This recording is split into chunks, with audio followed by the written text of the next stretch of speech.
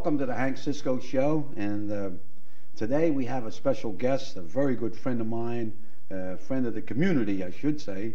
I think everybody knows our guest today, and he is the Montgomery County Public Health Director and also the Medical Director, Montgomery County, Dr. Joseph M. Dimino. Now, what's the M stand for? Michael. Michael, I figured Michael, that, well, you know, interestingly enough, as you know, when we were growing up, we took the names of our godparents. So Joseph was my baptismal godparent. Michael was my confirmational godparent. Right. So we took them.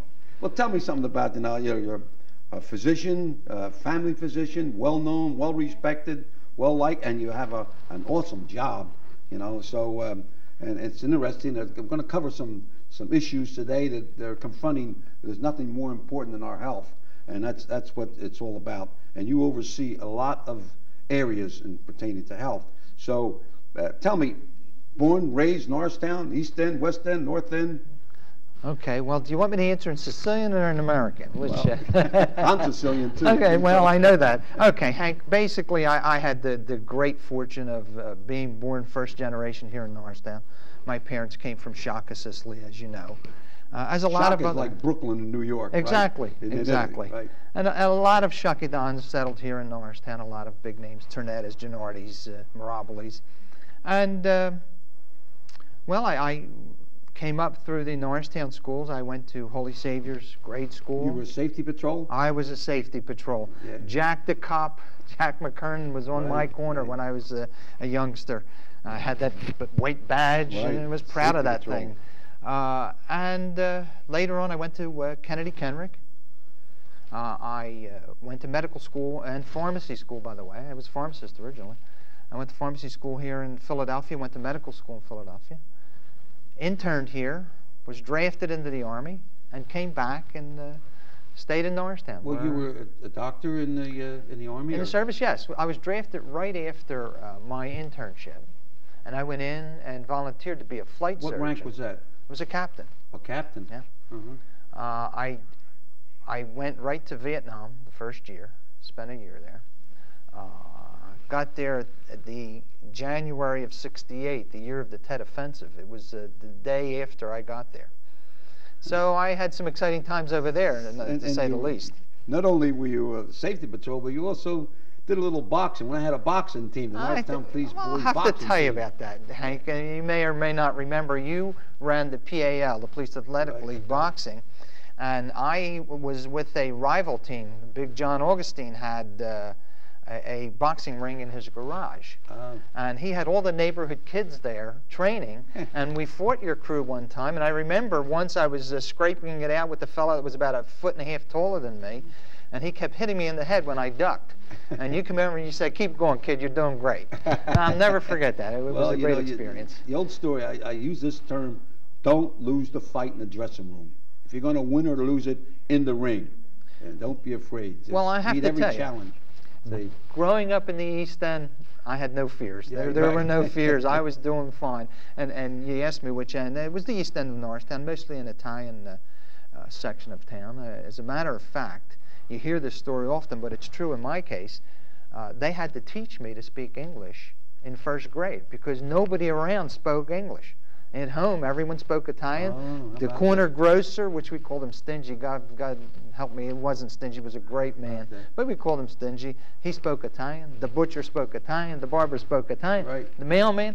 So I didn't know English. I had no knowledge of English. And the Sister Conchetta, first grade, she taught me all the English. You're sort of a historian, though, about Italian culture here in Norristown, and well, like the different names, nicknames, and all. So, but that's another story. That's a right? whole. We can do a program on that one because Sicilians used to acknowledge each other by nicknames. Not by last names, you know, not Smith. They had nicknames for each other, and that's how they knew their families. And that went way back. You won't go into that because maybe somebody else. Well, so, but that's all they're known by. I can only say that my nickname, we had two. On my father's side, they called my dad Pepe d'Angelico, which means Joe from Angeline, and that's how they knew him. Oh, okay. And on my mother's side, they were Terminis, they were known as Caciocavallo. Cascavado, which is a cheese. Over in Sicily, they made cheese, and that's how they knew him as. Talking about Sicily, you just came back. I was there a month ago. I took Was that a pleasure trip to meet friends and relations? No, I have family there. I still have family there, and I took my children over to see our family over there, and they just loved them. I've been there about 8 times. The first time I went, I have to say, an interesting story. First time I went there, I knew all the streets from listening to stories from my grandmother and grandfather. They used to talk about the old country. They missed it. You know, when they came over in the early 1900s, it was a poverty-stricken country. Right. And they came over in poor times. As a matter of fact, my mother told me about her story coming over. It took them 16 days from Palermo to New York. 16 days in the hold of a boat. And it took them another 4 days to get from Shaka to Palermo by donkey. You know, and they just came here. You know, that's why I'm so proud of my parents and also the people that, you know, that had guts enough to get on a ship or boat, I guess you want to call it, a ship, and come I'm not over in the here Navy. for a I don't know better what they life call for them. us. You know, a better life for us. That's the only reason.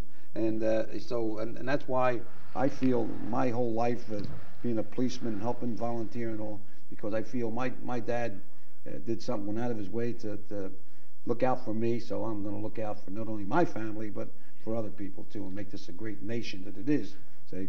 Now, you have a job that's really, you know, any day could be a catastrophe, you know, and you have to be right there with it. Now, what are some of the main issues confronting the citizens of Montgomery County as you as a medical director and also public health director, which covered an awesome amount of territory or responsibility? So tell us something, what you do. All right, let me just back it up a quick second. I spent 32 years in this community as a family physician. In the first 12 of those years, I did obstetrics, meaning I delivered babies. And if you broke your arm, I took care of it. If you had a heart attack, I went in and took care of that. And I made house calls, and I still make house calls. True family doc, and it gave me a sense of the community. And like your parents, my parents taught me that you had to give back.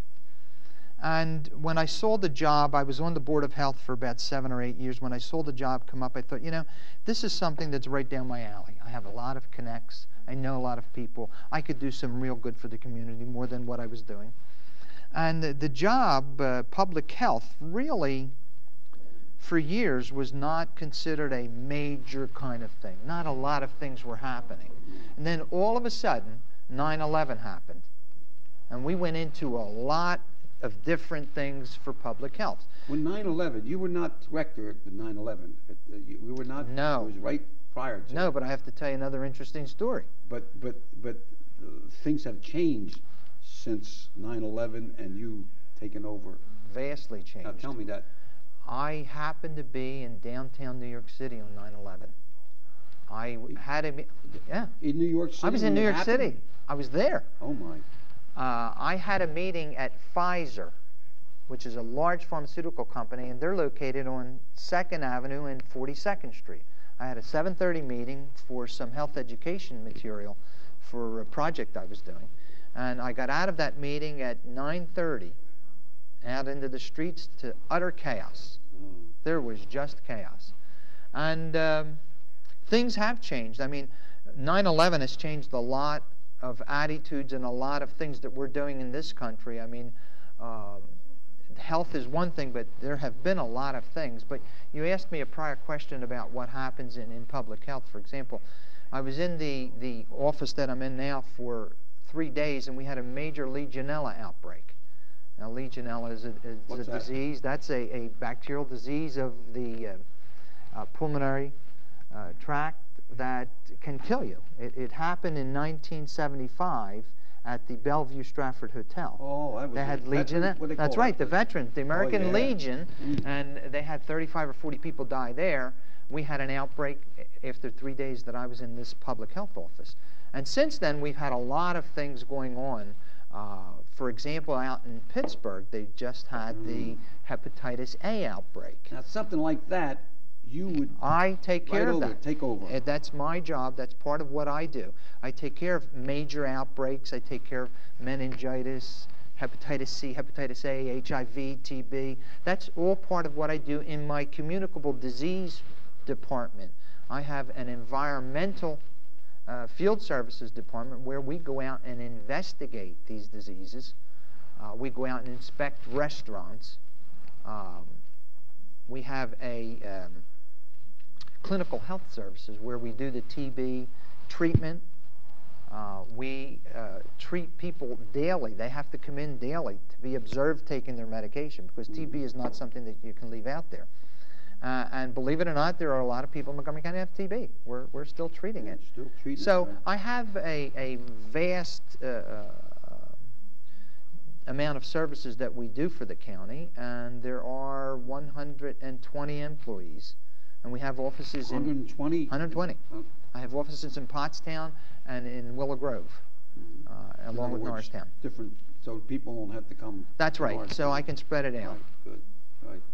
Well, and how about the schools? Do you coordinate in any way, like if it's an outbreak of something, you would take over, or how would you coordinate with the school nurses and all? If there's a problem, some kind of... Sure. Here's what we do with the schools. If there is any major outbreak, or even a case of meningitis, we'll go in and we'll give literature to the teachers, to the students, to their parents. We will send immediately, if we find out that there is a case, we'll send a notification to the local hospitals and to all the physicians in the area about the diagnosis, how to diagnose whatever's going on, how to treat it, and these are some of the things. For example, meningitis, Shigella, which is a condition that infants or young children will get in daycare centers. We've investigated a few of them recently. So our department does a lot of that. We do school safety, we do school training, we do tobacco training, you know.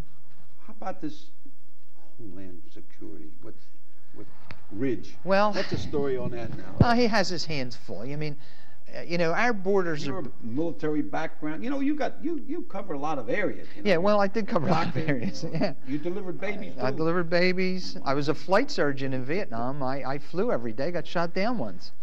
And yet you were I'm still here. Yeah, I'm still here. Thank God. Yeah, I cover a lot of ground, and you know, Governor Ridge has his hands full. As I said, our borders are open, and you never know what's going to come. I mean, who expected 9/11? Who thought that the World Trade Center buildings would come down? Never. You know, I remember when I first heard about it when I was up there, I thought, okay, so plane hit it, few people are going to die, but thank God it's a big building, it'll survive. Yeah. If you recall, in 1934, a plane hit the Empire State Building. Right. And it shook a little bit, but it was still there. Nothing. Well, this thing came down. I don't think any of us expected that. That was King Kong, exactly. Right? But we still have other things we have to worry about, because there's bioterrorism.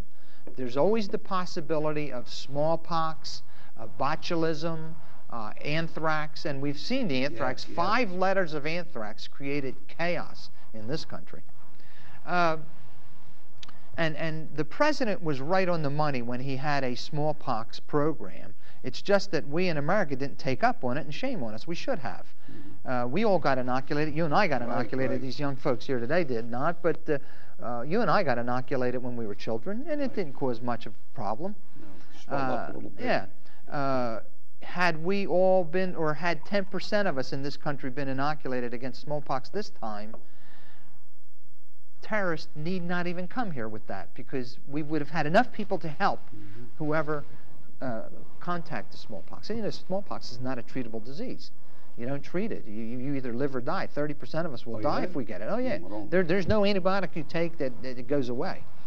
So that, and there are a lot of other health issues that we take care of. You oversee so many things. How about, I know you have a soft spot in your heart for senior citizens. Now, how about the nursing homes and different places like that? Do you check on that, or we do that? You coordinate, assist And I don't mean checking on, I mean assisting. I believe in prevention. And I talked to Dr. Holton, who was former director of public safety. And I talked to him before I talked to this interview. And he says, if I remember Dr. Dimino, he's a great man on prevention. And I believe it. Being a former police officer, I believe in preventing crime is a lot cheaper and a lot healthier and a lot better for everybody. So I know that you have a soft spot for, you know, senior citizens, so tell me something. Well, let me tell you what you do. Obviously, you know, the Army taught us all preventive maintenance. You know, you're better off taking a look at the truck before you go out in the field to make sure it's okay. You don't want to get stuck out there. But yeah, prevention is the name of the game of public health. You know, you want to take care of things before they happen. And most of the Legionella that has happened in nursing homes. Oh. So one of the things we do is water control. We test water in nursing homes because that's where it comes from. It comes from the water, most of it. We do inspections in the cooking areas. We send out flyers all the time to whatever is local, whatever's going on, like the flu's coming up. We encourage the flu vaccine for everyone, especially senior citizens.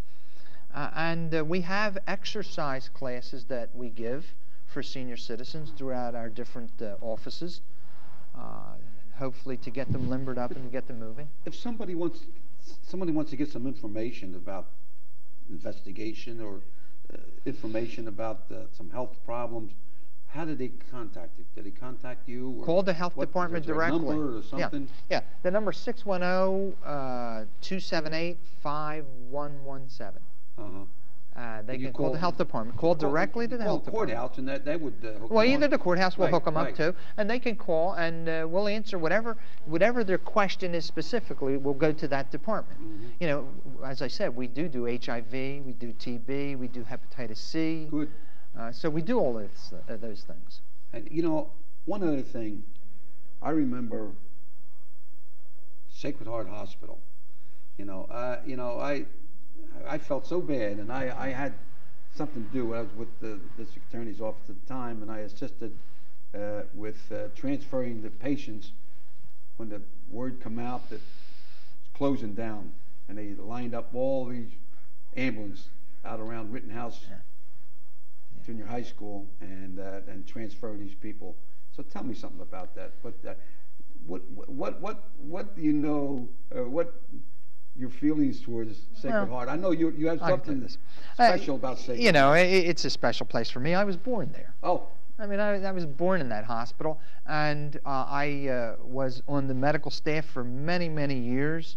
My office happens to be there now. The health department is there in Sacred Heart. Wait, your health department is where? Where I was born, yes. Was at the Sacred Heart Hospital at DeKalb and Fernandez. It's called The Chickens Come Home to Roost. You know, I was born there. Now I'm ending my career there. How about that? So, yeah, it was a great hospital. It gave great service to the community for many years. I especially loved the fact that the nuns were there because they didn't care who you were. If you weren't doing your job, it was almost as if they were going to pull your ear off. Yeah. You know, they gave everybody heck, but they kept a nice, clean hospital. They gave great service to the community, and it was sad to see it go. Yeah, but we still have two great hospitals in town. Some of them nuns, I remember when I went to Holy Savior, I went to about 4 or 5 different schools, but Holy Savior, I remember that the one nun, well, I'll tell you, she was tough. You know, well, it didn't hurt us. Sister Mary Perpetual Pain. Pow! She was Irish, but used to give you Italian buffats. You know? Didn't hurt us any. Yeah, but no, it was a smack of love as far as I'm concerned. Yeah. I learned more from somebody like that discipline. I think that's one of our problems today. But so I want to bring this up. I was reading the Times Herald, and I see the headline here that you have doing some investigating or research or something about utilizing the state hospital for emergency planning, emergency in case something should happen, to house different people are sick, whatever. I know, being a former policeman, I was policeman when the Hurricane Hazel, when we had a big water tanks coming over, calling up you know, everybody gets confused. Where are you going to put the people? Where are people going to sleep? So now you're looking at something where, in case of catastrophe or something, you have a place to centralize, because you've got your state police, you've got your county police, you've got your local police, you've got your different police departments, east, north, west, north. So you're talking about putting it together so you have a central place where you'll be able to work out of. Especially now, we're talking about 911. Look at the what happened, and the people running here, confusion, people going in, and then think the building came down. So tell me something about this, and all right. I'm for it. I might want to go back a step or two again. I took a look at Norristown State Hospital a few years back, and I said, you know, gee, it's 900 acres, basically. And they have the State Farm Park, but there's about 53 or so buildings on there that are not being utilized. Just very few of them are being utilized. So one of the ways to revitalize Norristown would be to utilize this space in some fashion, because it is isolated. It is an isolated area. Right. Now, having charge of bioterrorism and terrorism in this community, I want to make sure I have all my bases covered. I was in Vietnam during catastrophic times. I saw landing zones that people were being shot by the hundreds, not by the twos and threes. I know what it's like to have major disaster. I was in New York City on 9/11. I went to the nearest hospital, and 42 docs and me were in the emergency room doing this. Unfortunately, all those people died. But had they lived, had it just been a disaster where people lost arms and legs, or were cut, or were injured in some fashion, there was really no place to put them. You can't put these people in auditoriums. The hospitals basically are filled. Excuse me. If anything happens in Norristown, for example, Montgomery and Sacred Heart, maybe they can give 10 beds apiece, maybe. But you're not going to put people in the hallway and have them do well. Right. So we talk about surge capacity, which is overflow. In essence, it's a place to bring people who are not major trauma cases. It's not a place to operate, basically. It's a place to house people.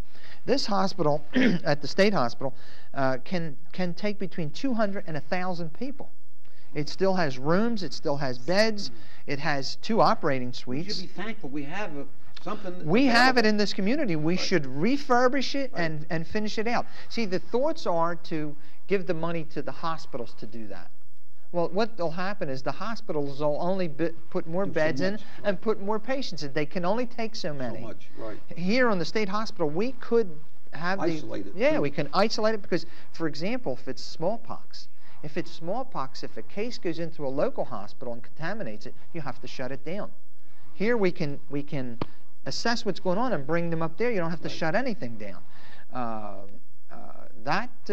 That's part of what the surge capacity is all about. Now, the entire country's talking about it, but we're spending money on protective equipment, on protective gear, on vehicles, on transportation, on communication. But where are you going to put the people if something bad happens? Right. You can't put them in hotel lobbies like they did in San Francisco when the earthquake happened. They had them in hotel lobbies because the hospitals were full. You need something that's overflow. Now, I'm not saying to leave it in mothballs. I think that the state hospital could use it. They already have a pharmacy there. They do their clinic work there, and there's a research center there. So they could use it if it's in mothballs. I hope we never need it. Yeah. The hope is you never need it. Just an example, a small example. Lately, when they had that explosion up there on Tremont Street, where a house blew up, a couple of people got killed, and they panicked, and the people run. And then I understand that some of the people were taken down to Holy Savior Auditorium. You know, they didn't have a place to go. But that was not prepared. You know, you call a priest. You know, we need to use your auditorium. We should be prepared. And I'm glad that you're looking ahead. You know, to see that we're looking out for our welfare, and that's what your job is. And my taxes is paying your wages, and I want to see it do the job, and you're doing the job. We got you covered. And another thing, we should be proud as a county seat of Montgomery Hospital. Next year, Montgomery Hospital will be 115 years old. 115 years. And I'm so proud of our medical staff throughout Norristown area, throughout Montgomery County. You know, we got the best. So, you know, I'm just well, we certainly don't have to hang our heads for anyone else, including Philadelphia, because we have a great county. That hospital was excellent. It still is. Yes, they are. Right? They don't belong to any system. It's getting more and more difficult to do that. But 115 years later, they're still giving great service. It's still a very friendly community hospital that we can be proud of. You know, we in Montgomery County should be very proud and happy the fact that you are our medical director and health director. I mean, you know, the job you're doing, and you know, you're not just sitting down. You know, so I want to thank you for all your years of service to the citizens of the community.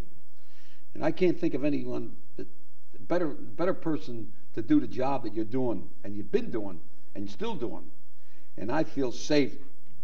The fact that I know that I'm in good hands, you know, with Allstate. Huh? Yeah. Well, Hank, thank you very much. I mean, that's very kind of you to say. The mere fact that I'm a local kid. Right. This is my community. I live in this community. Right. I still live across the border of Norristown, and my heart is still here in Montgomery County. And you know, I'm going to do what's best for us. Right. That's it. Well, now, my Hank Cisco show.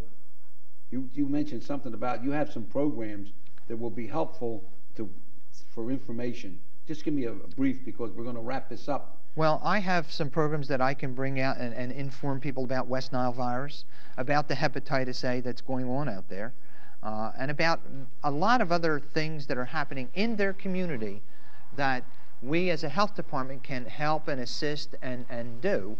So I will bring some of these programs in future shows. I will be happy to. You know, they say in the Army, an informed nation is a peaceful nation, and it's also a healthy nation. Well, so with the information, they get prepared. You know, I've learned a lot. You know, I'm very proud of you, and I'm proud of your being someone that's lived in Norristown and helped the people of Norristown. And like I said in the opening, that you're well respected, and you deserve a lot of credit, and I want to just thank you very much. Thank you, Hank. Thank you for having me here. You know, we're all proud of you too. I mean, well, I just the Cisco kid still out there. So, and ladies and gentlemen, I want to thank you for allowing us to come into your home. And if there's anything you want to get in touch with Dr. Joseph Dimino, you contact the courthouse or contact the health department, and I'm sure that they'll help you in every way. So thank you, and I will talk to you at our next program. Thank you. Thank you very much.